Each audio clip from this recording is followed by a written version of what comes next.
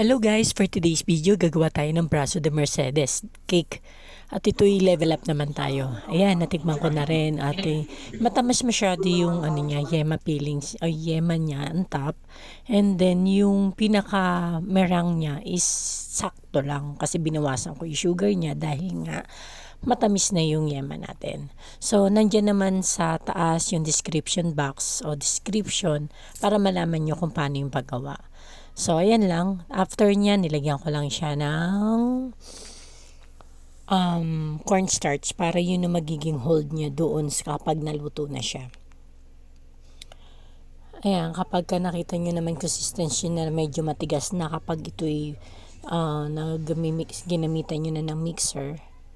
And then, pwede na natin itong i-transfer sa, ayan o, kung makikita nyo ganyan. So, kapag nilalaglag mo na siya, hindi na siya ganun na,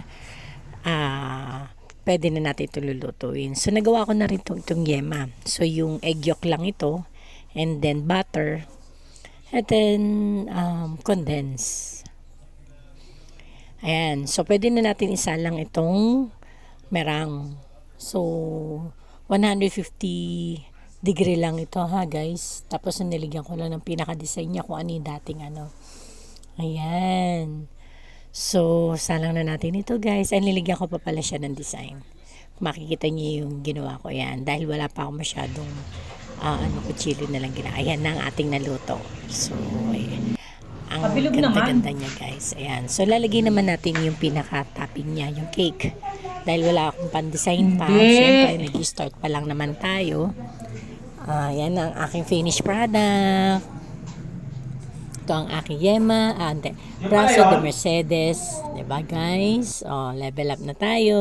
Ayan. Ang yummy niya guys. At ang cream. Ang pagkakrema ng yema kasi. Yan lang guys. Thank you for watching. Bye!